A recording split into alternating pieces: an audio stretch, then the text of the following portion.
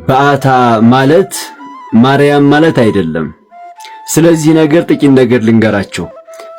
ሁላችሁም ይህ ቪዲዮ ለሁሉም እንዲዳረስ ታዲያ ሼር፣ ኮፒ ሊንክ፣ ላይክ ማድረጋችሁን እንዳትረሱ። ያው ቀስ ብዬ ነው የማወራው፣ እንግዲህ ታግሳችሁ ስሙኝ። ማለት ያው ጉሮሮዬ ትንሽ ስለታመመ ማለት ነው። እና ብዙዎቻችን አሁን በተለምዶ ማለት ነው በአታ ማርያም እንላለን። ነገር ግን በአታ ማለት ማርያም ማለት አይደለም።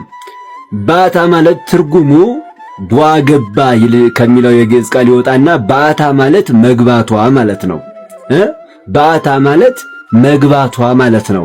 እና ይሄ በአታ ማርያም ትርጉም አይኖረውም። ትርጉም የሚኖረው እንደዚህ ሲሆን ነው።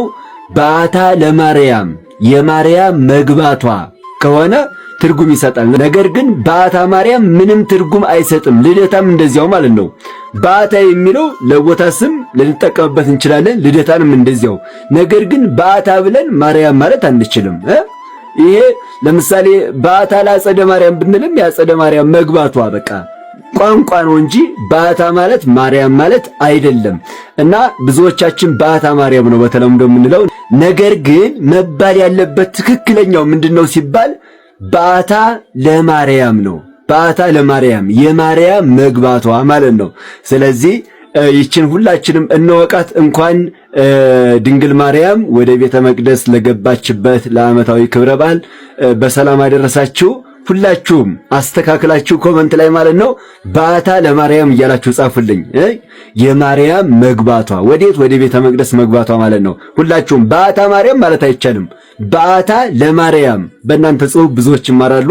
ጻፉልኝ። ቪዲዮ ለሁሉም እንዲዳረስ ሼርና ኮፒ ሊንክ ላይክ አድርጉልኝ። እወዳችኋለሁ። ክብር በሉልኝ። በታኅሳስ ወር ውስጥ ጸሎታችሁ ስለሚያርግበትና አብዝታችሁ መጸለይ ስላለባችሁ ቀን ልነግራችሁ ነው።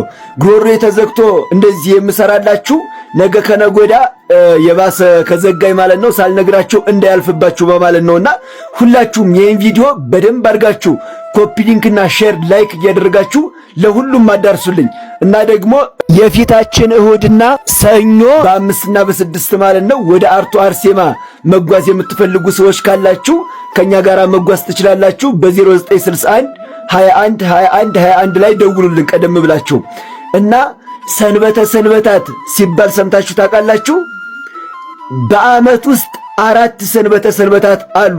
እነዚህ ሰንበታት የሚባሉ ቀኖች ምንድናቸው ካላችሁ ደግሞ እጅግ ብዙ ጸሎት የሚጸለይባቸውና ጸሎት የሚያርግባቸው እንደዚሁም ዝክር የሚዘከርባቸው ሰንበቴ የሚጠጣበት ጭምር ነውና ይሄ ቀን ታዲያ መቼ ነው ካላችሁኝ የመጀመሪያው የ2018 ማለት ነው ሰንበታት እሁድ የሚባለው ታኅሳስ 5 ነው።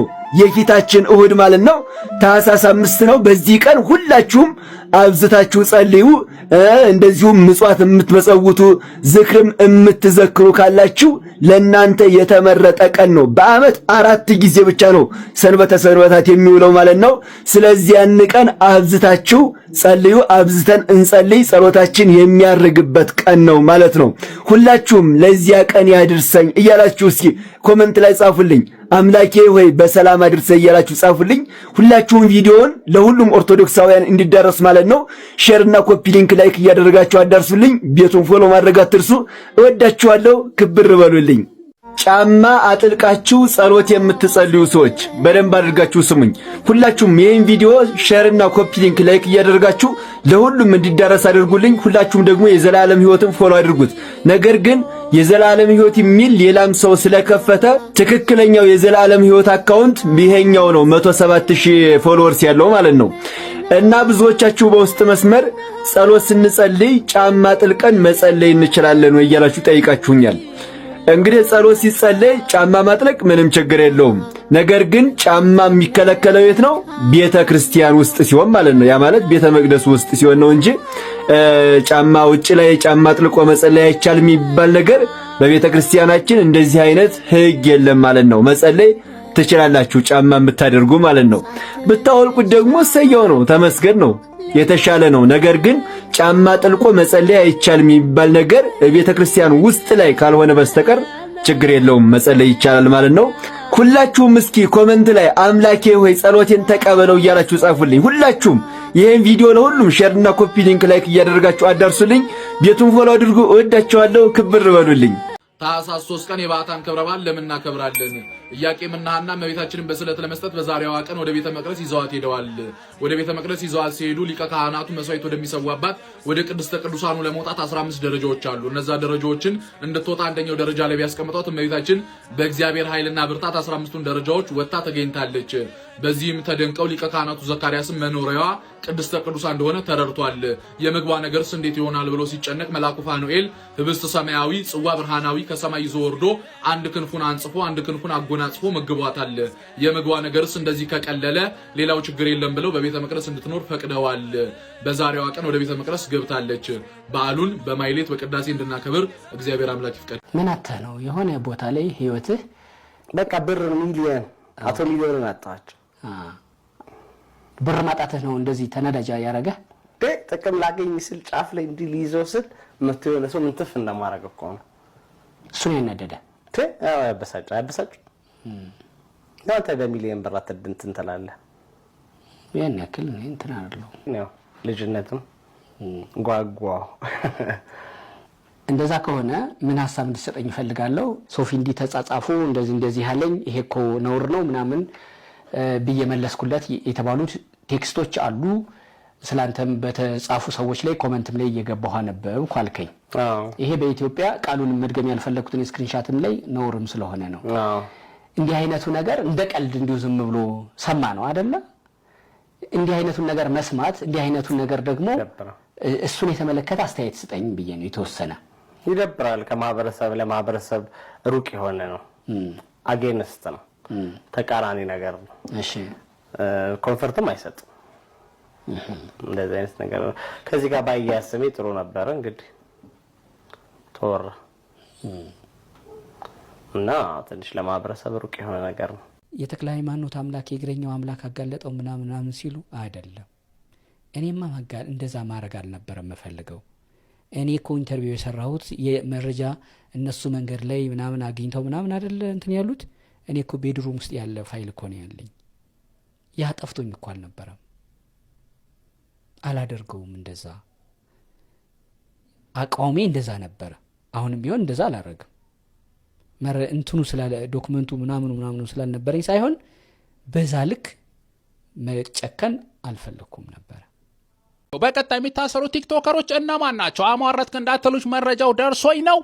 መራር ሀቅ ነው ዋጡት። አንደኛ ኦርቶዶክስ ለምን ተነካች፣ በአርሲ በግፍ ሰው ተገደለ ብለ መረጃ ቪዲዮ የለቀክ ከነበርክ ትታሰራታለህ። ሁለተኛ በአማራ ማንነት ስትኮራ ተጋሩ ማንነት ስትኮራ ቪዲዮ ምንቅ ስትል በዚህም በዛም ስትሰራ የነበርክ አማራ ኮንክ ፋኖ ነው፣ ተጋሩ ከሆንክ ደግሞ ወያኔ ነው በሚል ያስሮሃል። ለምን ማንነት ከፍ እንዲል እንድትዋወቅ አይፈልጉትም። የብልጽግና አሰራሩ ይሄ ግልጽ ነው። ይሄ ካልገባ ትገባታለህ ሸቤ። ሶስተኛ ሙስሊም ነኝ ሃይማኖቴ ለምን ተነካ፣ ፕሮቴስታንትና ሃይማኖቴ ለምን ተነካ፣ ድንበሬ ለምን ተጣሰ ብለ ቪዲዮ የሰራ ካለ ሸቤ ገቢነ ጠብቅ። አራተኛ ሀገር ወዳድ ነኝ ብለ ባንዲራ አረንጓዴ ቢጫ ቀይ ለብሰሽ በዚህ ምንቅ ስትይ የነበርሽ ስርዓት ጠብቀሽ ስትጓዥ የነበርሽ ካለሽ ይመጣልሻል፣ ጠብቂ። ብልጽግና አሰራሩ ይሄ ነው። ብልጽግና እኮ ከራሱ ጋር ተወዳድሮ ምርጫ ለማሸነፍ የተዘጋጀ ኃይል ነው። ስለዚህ ማንም ተወዳዳሪ የሚለው አካል እንዲመጣበት አይፈልግም። ይረሽናል፣ ያስራል፣ ያሳድዳል፣ ከሀገር ያስወጣል። ይሄ ነው እንግዲህ ቻሉት። ኮሜንት ላይ ምን እንደምትሉ እሰማችሁ። ፓስተሮቹ ነቢያት ምናምን ሂደው ፈውስ ፕሮግራም አድርገው ሰው ተዘርሮ እጃቸውን አንከርፍፈው የአፄ ቴዎድሮስን ቲሸርት አድርገው ቀሚስ የለበሱም አሉ፣ ጎንደረኛ ቀሚስ። ምክንያቱም ያው ዋናው የአድቨርታይዚንግ ስራ እየተሰራ ስለሆነ ማለት ነው። ዙሮ ግን ምን ለማለት ፈልጌ ነው፣ አሁን እናንተ ጎንደር ላይ መሆኑ ነው የገረማችሁ ማለት ያው ጎንደር የሊቃውንት ሀገር ስለሆነች ምናምን ተብሎ ስለሚታሰብ ማለት ነው። ይሄ ያንተ አእምሮ ውስጥ ነው ያለው። ምክንያቱም አንተ አባቶች እስካልሆንክ ድረስ እየነገርኩ ነው ያለሁት። አንተ ሆድህ እስከ ገዛህ ድረስና ህሊናህን ለማይረባ ነገር አሳልፈ እስከሰጠው ድረስ በዚህ ዓለም ትምህርት ትወሰዳለህ። ምንፍቅና የዚህን ዓለም ትምህርት ወይም አንተን የሚመችህን ነገር ይሰጣል። አንደኛ በከፍተኛ ገንዘብ ድጋፍ ይደረጋል ምንፍቅና። በዚህ መሰረት ሰው ሲጨንቀው የሚበላው ሲያጣ ሲቸገር ከኢኮኖሚው ከፖለቲካው መድረክ ከእያንዳንዱ ነገር የተገፋ ስለሆነ አማራጭ የለውም ለሆዱ ሲል ልክ አሁን በአርሲ ያሉት ክርስቲያኖች ሲታረዱ አረ ወላሂ እንደሚሉት ማለት ነው። ወላሂ እኔ ሙስሊም ነኝ እንደሚሉት ማለት ነው። አንተ ደግሞ ተገደህ ለሆድ ስትል ምክንያቱም ተረክበው ያሉ አባቶች ታቦት አቆመው እግራቸው እየተንቀጠቀጠ ገንዘብ ለምነው ሰርተው አይደለም ደግሞ አይሰሩበትም እኮ እንደማይሰሩ ማሳየው ምን እንደሆነ ታውቃላችሁ? ከተማ ውስጥ ያለች ቅድስት ቤተ ክርስቲያን እና ገጠር ያለችው አንድ ናት አይደለ? ገጠር ያለችው የዕጣንና የጧፍ አጥታ ቤተክርስቲያን ተዘግቶ ከተማ ውስጥ ያለችው ደግሞ ለደሞዝ 200,000 ቆጥራ ትከፍላለች። እንዲህ ነው የተያዝ ነው። ስለዚህ ሰው ምርጫ የለው። እየሰማህ ነው? ምንም ምርጫ የለው። ምን እንዲህ በልቼ ልደር ልጆችን ላሳድግ ነው የሚለው። ኢኳል የሆነ ዲስትሪቢዩሽን ከሌለ ቤተ ክርስቲያን ትክክለኛ ስራ ካልሰራች ከወንበዴዎች እጅ እስካልወጣች ድረስ ምእመኑ ይወሰዳል። ለምንም ምርጫ የለም። ምንም ምርጫ የለም። በየአጥቢያ ቤተ ክርስቲያኑ ስራ የማይሰራውን አካል እያወጣችሁ ትክክለኞቹ ስሙን አወጣችሁ ለጥፋችሁ አንተ ሌባ ነህ ካላላችሁ ማለት ነው። አንተ ነህ ህዝቡን እንዲህ መከራው የምታበላው ካላላችሁ ተጠርንፈ ተይዘህ እያጨበጨብክ ተገደ ሼም ይዞ ምናምን ታቦት ስለቆመ ምናምን እሺ እያልክ ገንዘብህን እየሰጠህ ስራ ግን የለም። የት ሄደ? ሌላ ህንፃ ይወልዳል። የግለሰብ ህንፃ ትሰራለህ። ህንፃ ስላሴ ደግሞ ይፈርሳል። እና ጎንደር ላይ ስለሆነ ምናምን ለምን እንዲሆነ የሊቃውንት ሀገር ምናምን መጀመሪያ በየአጥቢያ ቤተክርስቲያኑ ያለውን አስተዳዳሪ ያዙት፣ ሌባውን ሊቃውንቱን፣ የጎንደርን ሊቃውንት አራት አይናዎችን እያባረረ ያለውን እሱን አውጥታችሁ ፎቶን ለጥፋችሁ አንተ ሌባ በሉት፣ ንገሩት። ካልሰማ ደግሞ በሚገባው ቋንቋ እናግሩት። ሌላ ነገር የለም። መፍትሄ ሊሆን አይችልም። ሌላ ምንም የሚመጣ ነገር የለም እንጂ ትንሾቹ ነው ተደራጅተው ስራ ሰርተው። በጣም የሚገርመኝ ደግሞ ማለት ነው አሁን እንዲያው በዚህ አጋጣሚ የሃይማኖት ነፃነት አይኑር እያልኩ አይደለም። የሃይማኖት ነፃነታቸውን ተጠቅመው ግን ሃይማኖታቸውን የሚያስፋፉበት መንገድ እኔ እናንተ ማንኮራፋታችን እስከቀጠለ ድረስ በእኔና በአንተ ንዋያተ ቅድሳት ነው። አሁን ጌታን የተቀበሉ ሰዎች ተሰብኮላቸው መቼም እንዲያው ቢያንስ እንኳ አንድ ወር ትምህርት አይማሩ? ያን ሁሉ ነገር ሳይማሩ ነው በአንድ ቀን መጥተው ከነ ቀሚሳቸው ከነ አፄ ቴዎድሮስ ቲሸርታቸው ከነ መስቀላቸው እጃቸውን አንከርፈው።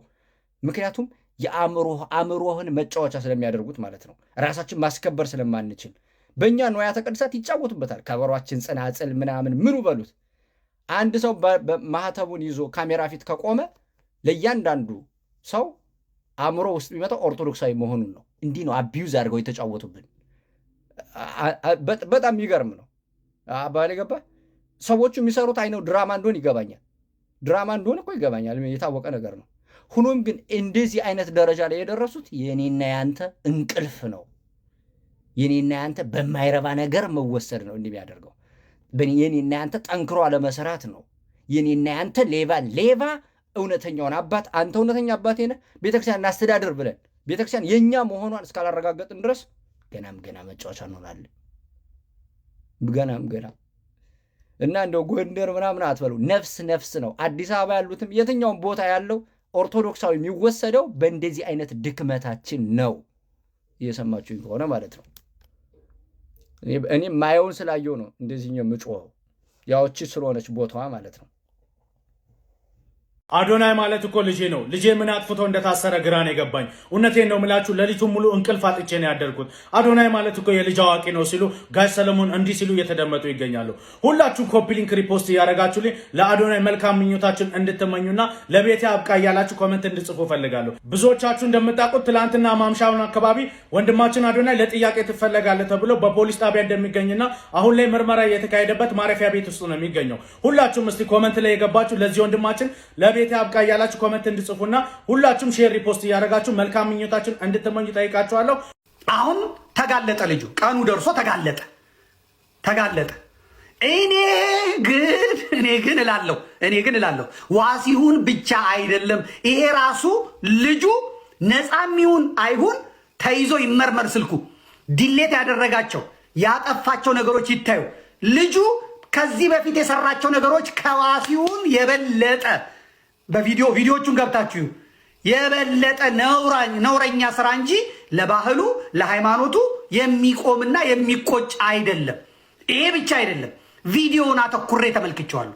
ቪዲዮውን አይቼዋለሁ። 29 ምናምን ደቂቃ ተመልክቼዋለሁ። ልጆቹን እሳት ካለበሳቸው በኋላ ልጆቹ ከያዙት በኋላ ሊመቱት ምን ሊሉት ሲሉ ተውት በቃ ያለው አንድ እሱ ነው። ቀጥሎ ምንድን ነው ያለው? እኔ እናንተ ገና አልጨረስንም ነው ያለው። ይተዋወቃሉ። አሁን ሰሞኑን ተያዘ የተባለው ጋዜጠኛን አይታችሁታል። ስለሱም ስለምናገር ማለት ነው እመጣለሁ። እንግዲህ እሱም በማተብ ስር የተደበቀ ነው። ያንዳንዱ ህመም ነው፣ ያንዳንዱ በሽታ ነው። ይህን በሽታ ደግሞ ሰው ላይ ያጋባሉ። እኔ አሁን ጥያቄ ይሄኛው መጀመሪያም ሲያወራ አሁን ተክለ ሃይማኖትን ያልሰደበው ሰው አለ? ያን ጋዜጠኛ ተክለ ሃይማኖትን ያልሰደበው ሰው አለ? ተክለ ሃይማኖት ሲያውጣጣው ትክክል አይደለም፣ የምትጽፈው ትክክል አይደለም፣ እኔ ቆንጆ ነኝ ትላለህ። የቤት እመቤት እኮ ነኝ ያለው። እኔ የቤት እንዴት እንደዚህ ትላለህ? ይህን ሁላ ሲለው እዛ ቁጭ ብለው አንደዛ እኮ አይደለም አንቱ ሌላ ነገር ተቀሳስሙኝ እያለ ቁጭ ብሎ ሲል እንዳለ ያልሰደበዋል ወይ? ይህን ሊያሾው የሚባሉ እነማን የሚባሉ ይህን ቆንጆ ይህንን ስዬ ምናምን እንደዚህ ሰደበው ምናምን ያልወረደበት አለ? ትዝ ይላችኋል ሁላችሁ። ልጁ ጥሯል። ትክክለኛ መስመር ላይ አይደለም፣ እየሰራ ያለው ነገር ትክክል አይደለም ብሎታል። የተከላከለለት ማን ነው? ቲክቶከሩ፣ በነውር ውስጥ የተዘፈቀው ጋለሞታው፣ ዝሙትን መተዳደሪያ ያደረገ። አብዛኛዎቹ የሴት ቲክቶከሮች ዱባይ ነው የሚሄዱት።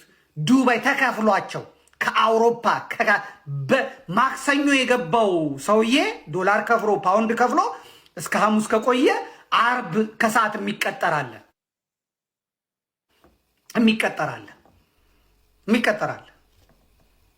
ዘመናዊ ሽርሙጥና። ስለ ቃሉ በጣም ይቅርታ፣ ግን ሌላ ቃል የለውም። ቃሉም ይሄው በእንግሊዝኛም አልኩት በአማርኛ በኦሮምኛ ያው ነው። ግልሙትና።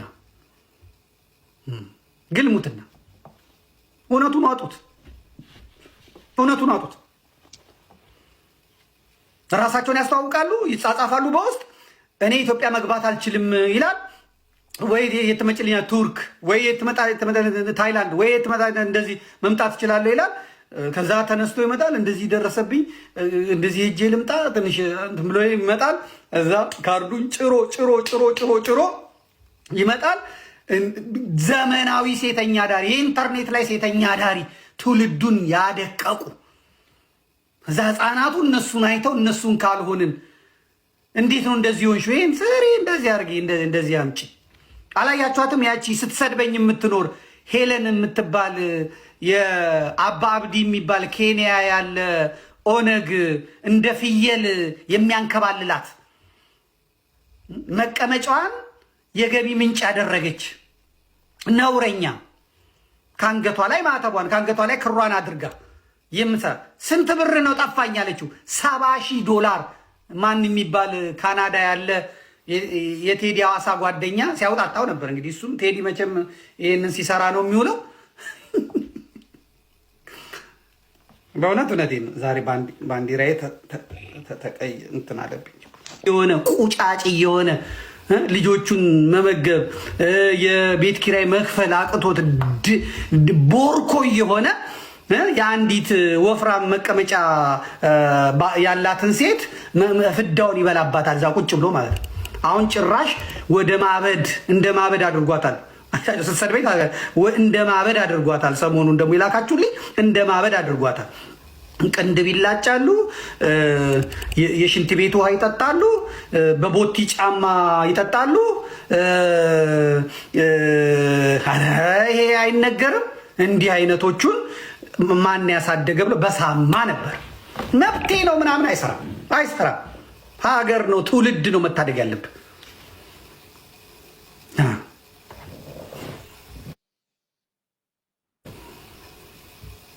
በቃ አለቀ።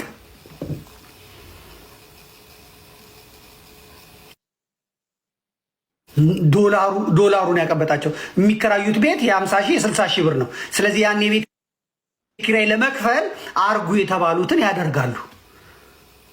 ብዙ ሀገሮች ለእውቀት ለውይይት ለምናምን የሚሆነው እንደዚህ አይነት ባለጌ ነገሩን ህፃናት ራሱ እየከለከሉ ነው። አሁን አውስትራሊያ ህግ አውጥታለች፣ እየከለከሉ ነው። ዛሬ እናቶች ግን ልጆቻቸውን ሰግጡና ገንዘብ አምጡልን ብለው ልጆቻቸውን ወደ ሞት ወደ ጥፋት እየከተቱ ነው። ወደ ጥፋት ወደ ሞት እየከተቱ ነው። ይሄን ልንነጋገር ይገባል ማለት ነው። ሌላው ምንድን ነው? ሌላው የምናየው በዚህ ላይ ነውር ነው።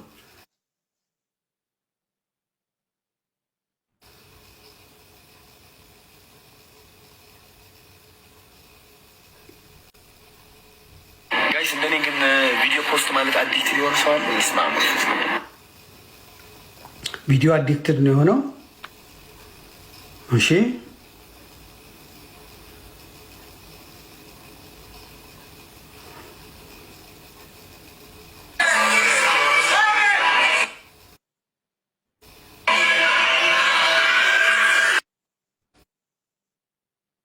ታውቁታላችሁ። ይሄን ቪዲዮ ማለት ነው ኢንተርኔት ላይ የነበሩትን በሙሉ ያጠፋቸውን ይዤዋለሁ። በሙሉ ያጠፋቸውን ይዣቸዋለሁ። ለቅሞ አጥፍተዋል። ይሄ ተቃውሞ እሁድ ዕለት ከወጣ ጀምሮ በይፋ በቴሌቪዥን ያዙ ይልቀቁኝ ካልኩ በኋላ ይህንን በሙሉ ያጠፋቸው የስንትና ስንት ነውር የሆኑ ቪዲዮዎች አሉ ማለት ነው።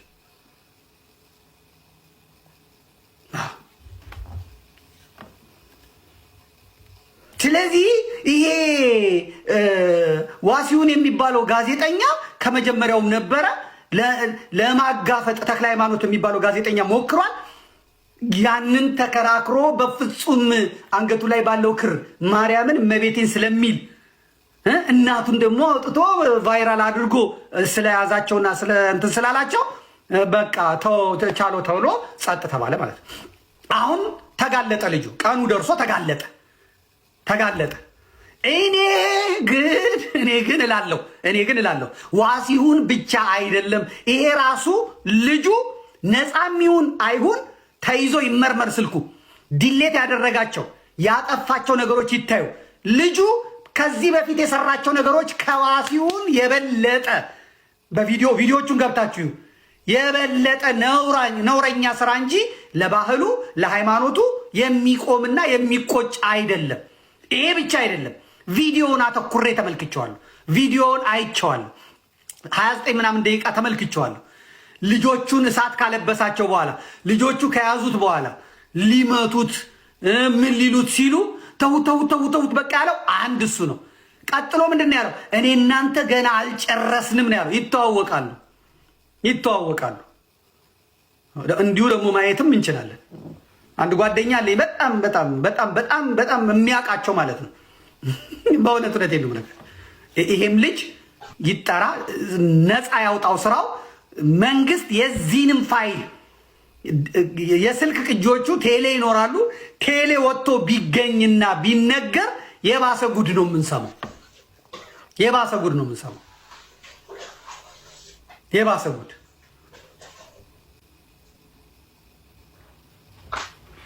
ሀገር ምድሩ እንደዛ ሆኗል፣ ተበላሽቷል። የራሳቸው መዝናኛ አላቸው፣ የራሳቸው ቤት አላቸው። አይኤምኤፍ ታዲያ ይህንን ካልፈቀድክ ዝም ብሎ ብሩን ይበትንልሃል እንዴ?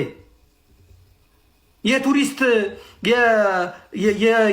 የኮንፈረንስ ከተማ ልትሆን አይደለ እንደ አዲስ አበባን እያሸበረቋት ያሏት። እና ታዲያ ለስብሰባ የሚመጣልህ ዓለም አቀፍ ጋዜጠኛ ምንድነው? ዓለም አቀፍ ጎብኚ፣ ዓለም አቀፍ የመንግስታት አካላት እና ኧረ ተው እንጂ ሲመስለኝ ፕሮሞሽን እየተሰራላቸው ነው። ምንም ነገር ምንም ፕሮሞሽን እየተሰራላቸው ነው። ያው ማህበረሰቡ እንደዚህ እያለ ነው እንጂ እኛ እየደከምን ነው። እኛ ህዝቡ እንዲቀበለው እያደረግን ነው። ብዙ ሰው ተበላሽቷል። ምክንያቱም አይታሰሩም፣ ምክንያቱም አይጠየቁም። ነገር ግን ዜና ይወራል፣ ይነገራል፣ ህፃናት ይደፈራሉ። የሚገርመው ደግሞ እሱ ነው። አሁን እዚህ ህፃናት አይደፍርም። ፈቃደኛ የሆነ በዚህ ጉዳይ ላይ እንትን ያለ ህገ መንግስቱ ህጉ ይፈቅድለታል። እንደፈለገ መሆን መብቱ። ማንም አይሰድበውም፣ ማንም አይናገረውም፣ ምናምን አይለውም። አይደርስብኝም፣ አልደርስበትም፣ ተከባብረት ነው። ኢትዮጵያ ግን በህግ የተከለከለ ነው። በህግ የተከለከለ ነው። በወንጀለኛ መቅጫ የተከለከለ ነው። ያልተነካካለ እንዴ? እነ ደረጀ እየተናገሩ አይደል? እነ ደረጀ ዞይንዬ እየተናገሩ አይደል? ባለስልጣናት አሉበት፣ ባለ ሀብቶች አሉበት፣ ምኖች አሉበት። የኢትዮጵያ ሴት እግር ኳስ ቡድን አባላት በሙሉ የሆኑትን አይተን የለ እንዴ? ሰምተን የለ እንዴ? እስቲ ደረጀ በይን የጻፈውን ተመልከቱት። ስቴዲዮም ጋር ሆኖ እንዴት ሴቶቹን ርቃን ፎቶ እያነሳ እንዴት እያደነዘዘ በዛ ምክንያት ከኔ ጋር ካልተኛችሁ እያለ ሰዎችን እንዴት እንደሚጫወትባቸው እጽፍላችኋለሁ። ልኮልኛል ደሬ በሙሉ ድምፃቸውን የድሃ ሴቶችን እግር ኳስ ተጫዋቾችን እንዴት እንደሚያስጨንቁ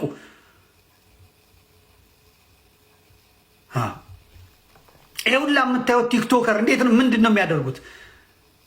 እኑ ቫይራል እንድትወጡ እናድርጋችሁ ብለው ሴቶችን ይጠራሉ። ከክፍለ ሀገር ይጠራሉ፣ ከአዲስ አበባ ይጠራሉ፣ ይሄዳሉ። ከዛ ልጋብዝ ይችላሉ፣ ይጋብዛሉ። እዛ ምናምን ውስጥ ጠባ ያደርጋሉ። ከዛ ያንን ትጠጣለች። ከዛ በኋላ አሟት ነው በቃ ክላስ ይዘናት እንግባ ይላሉ። ክላስ ይዘው ይገባሉ። ከዛ በኋላ ቪዲዮ ይቀርጻሉ፣ ፎቶ ያነሳሉ። ከዛ ትሄዳለች። ከዚህ በኋላ እንዲህ ካላደረግሽ እንደዚህ ነው የምናደርግሽ እወቅ ይሏታል። በቃ ለክብሯ፣ ለምኗ፣ ለቤተሰቧ፣ ለምኗ ስትል ትሄዳለች። ይሄ ራሱ ወንጀል እኮ ነው። የሰውን ፎቶ እርቃን አንስቶ የሰውን ፎቶ ቪዲዮ ቀርጾ በዛ እያስፈራራ ያንን ኢንተርኔት ላይ ለቆ የሚያደርግ ሰው እኮ በህግ ወንጀል ነው። ከባድ ወንጀል ነው። ከባድ ወንጀል። ይሄ ወንጀል የሚሰሩ ሰዎች ግን መንግስታዊ ከለላ አላቸው፣ መንግስታዊ ፈቃድ አላቸው። ዛሬ ጫካ የገባው ሸኔ ዋነኛ ስራ ድል ያለ እንትን ነው።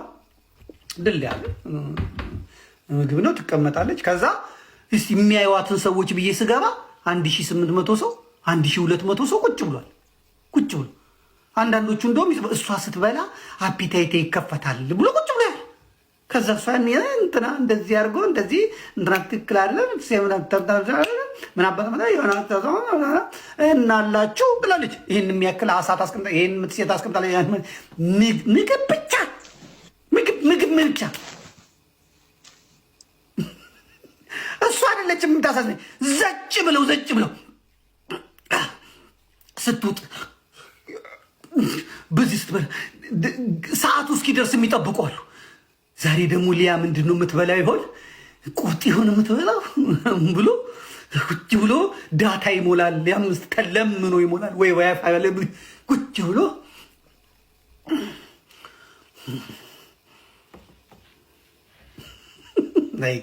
አይ መድኃኒዓለም ተጫወ ጊዜያሪ ቅርብ ብላች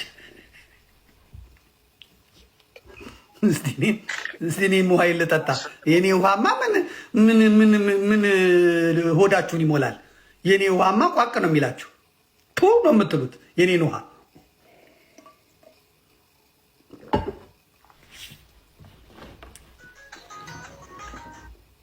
ትውልዱ ድራሽ አባቱን ያጠፉት፣ ድራሽ አባቱን ማለት ነው።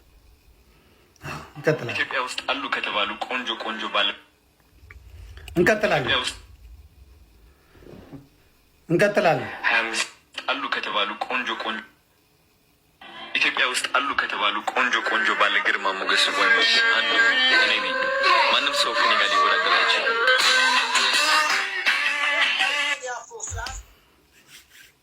ኢትዮጵያ ውስጥ አሉ ከተባሉ ቆንጆ ወንዶች እኔ ነኝ። ማንም እኔን የሚመስል የለም ይላል። ይሄ ካናዳዊ ማለት ነው። ሲጀመር ወንድ ልጅ ቆንጆ አይባልም። ቆንጅዬ ናት የምትባለው ሚስቴ ናት፣ ሴቷ ልጄ ናት። አንተም እንደዛው ቆንጅዬ እናት አለች ነው የሚባለው። የወንድ ቆንጆ እኔ አልሰማሁም። የወንድ ቆንጆ አልሰማሁም።